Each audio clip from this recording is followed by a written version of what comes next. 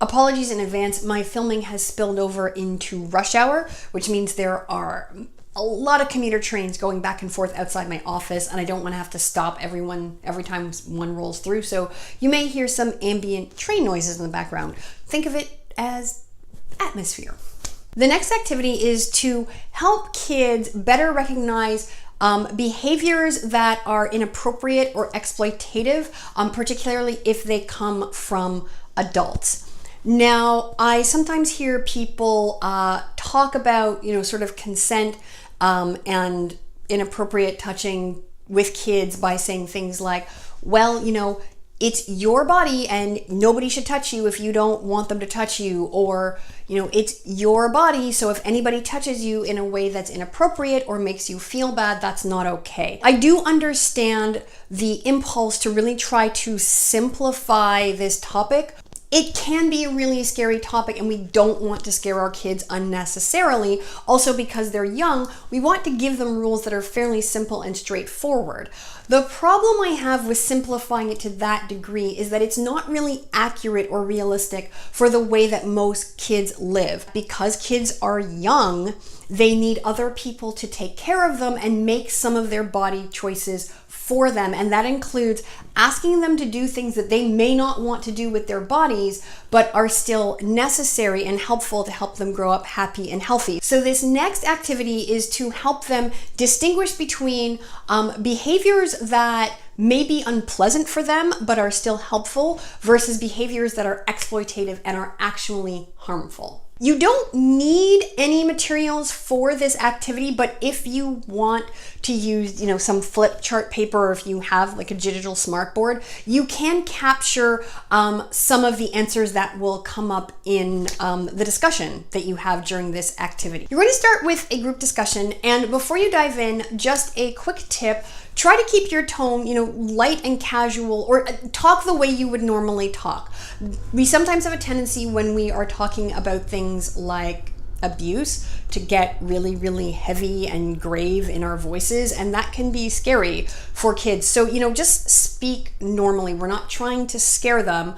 We're just trying to teach them. Kick off your discussion by explaining to your kids that each of us has a body and that nobody has a right to harm our bodies. Then explain that sometimes we need people to help us take care of our bodies, especially when we are children. We probably have adults and older people in our life who help us to take care of ourselves. Ask your students to name some people who help to take care of them, and that list may include people like their parents or grandparents or step-parents, older sibling, or other relative. It could be a doctor, it could be a dentist, it could be their teachers, it could be community elders, it could be their after-school care provider. Now explain to your class or group that sometimes our grown-ups will ask or even insist that we do things with our bodies that we don't like or that we don't want to do. For most grown-ups, when they ask us to do those things, they are actually helping us and trying to take care of us. Then explain that sometimes there are grown-ups who might ask a kid to do something with their body that they don't like, and it's not to help them, it's actually to harm them. And remind them again that no one has the right to ask them to do something that harms their bodies, and no one has the right to do something to their bodies that harms them. Now tell your group or class that we're going to see if we can recognize the difference between things we don't like to do with our bodies that help us and things we may not want to do with our bodies that hurt us. Read the list of things that an adult or an older person might ask a child to do, and ask the class to give their opinion about whether that thing is helpful or harmful.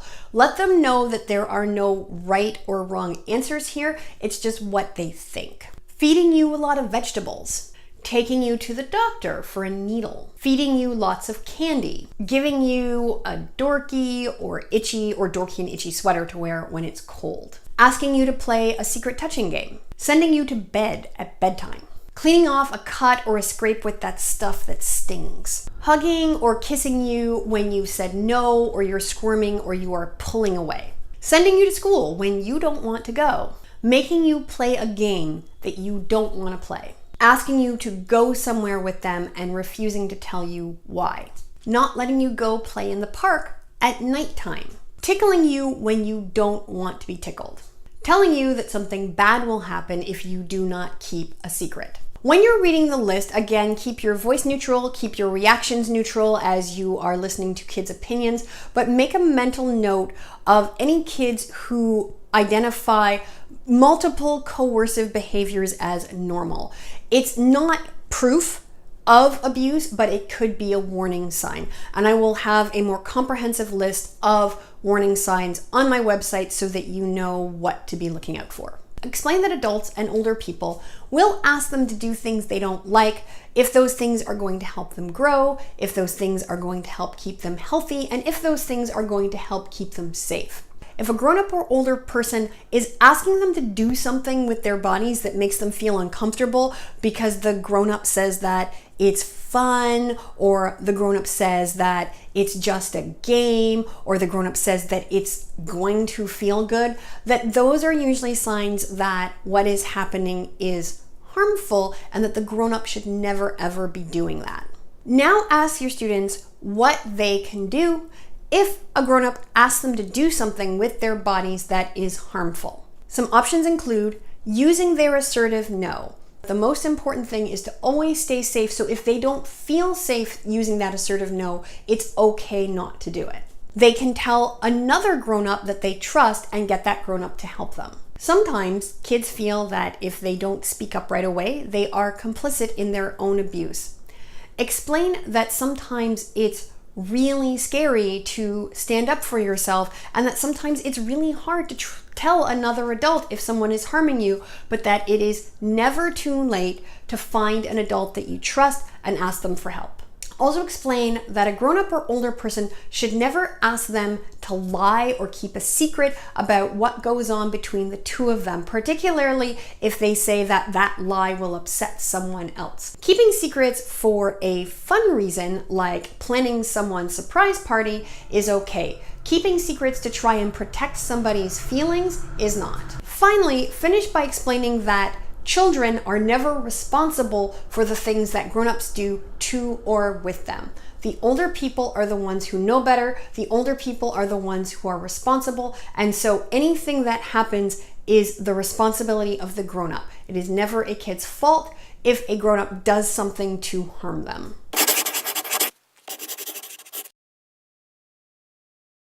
The final activity is to help the kids actually identify people that they trust and can rely on if they need to go to somebody for help. So for this one, you are going to need some materials. You will need drawing supplies, so markers, pencil crayons, and paper to draw on. Now you're going to ask the students or your group members to each draw a picture of 2 adults that they trust. The reason I like for kids to identify at least 2 trusted grown-ups is because children are most likely to be abused by someone that they know and someone who has worked to build a relationship with them and to gain their trust. So I think it's always a good idea to have more than one trusted adult they can turn to. After the kids are done with their drawings, ask them to write the name of the person that they trust and the reasons that they trust them.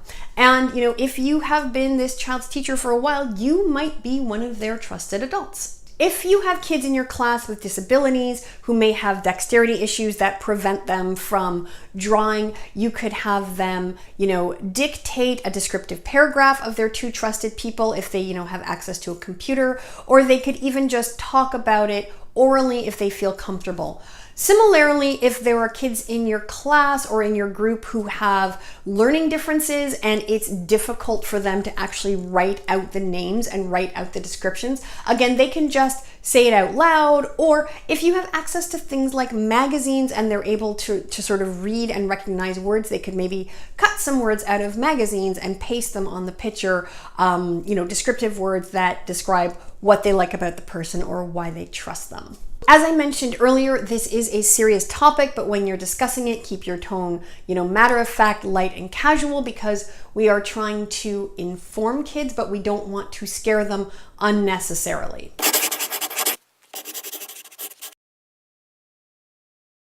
You can do a lot of these activities at home with your kids. You can talk through some of the scenarios and help them, practice using their assertive no's. You can talk to them and help them identify a couple of grown-ups that they trust who are not you.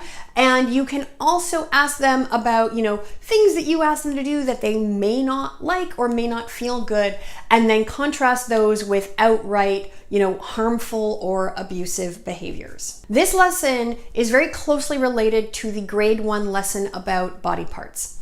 Sexual predators often look for and target kids who are incapable, embarrassed, or ashamed of using standard language to talk about their genitals for a couple of reasons. Number one, those children are just less able to report anything that's done to them because they literally do not have the language. Also, those children are often easier to shame or scare into secrecy because they are often in environments where they have inadvertently learned that talking about bodies, or at least talking about those parts of their bodies, is not allowed and is not okay.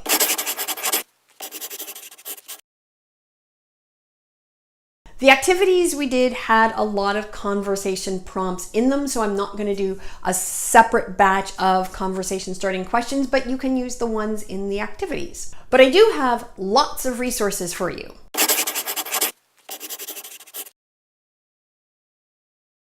My colleague, Mary Jo Podgorski, has a great activity book called Inside and Out that, takes kids through all kinds of exercises that, affirms who they are, it affirms their bodies, it promotes healthy body image, and it also talks to them about, how to keep their bodies safe and what to do if someone is harming them. A few months back, I wrote an article for Today's Parent about, what you can do as an adult to help minimize your child's risk of sexual abuse, and what to do if you find out that your child has experienced sexual abuse or assault. I also have another video on how you can approach the conversation around sexual abuse and inappropriate touching and behavior with your kids, so I will link to that below. There's another amazing channel here on YouTube called Queer Kid Stuff, and they have a great fun video on consent. Again, it's really gentle, it's not scary at all, so I'll link to that below. I will also link to Statistics Canada's report on family violence. There are some statistics about the prevalence of child sexual abuse and sort of the profile of typical predators. And finally, I will link to another info sheet that also includes some statistics on child sexual abuse, just because it's something that people often ask me, how often does it happen? Who is most likely to be a child sexual predator? And I find that, based on the statistics, the answers may not be what you assume. In the comments below, let me know one of the strategies you use when you have to say no to someone in an uncomfortable situation. A strategy that I'm starting to use and I'm trying out is that when someone asks me to do something, I actually give myself some time before I answer, because I tend to be a people pleaser and I tend to want to dive in and say yes right away. So, I may wait like 24 hours or 24 minutes or 24 seconds, however much time I have. I'm trying to give myself just a little space so I can.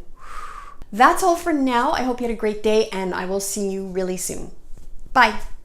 You can help me continue creating free sex ed content by supporting me on Patreon. For as little as $3 a month, you'll get access to all sorts of goodies, so head on over to patreon.com/Nadine Thornhill or click the link down in the description below.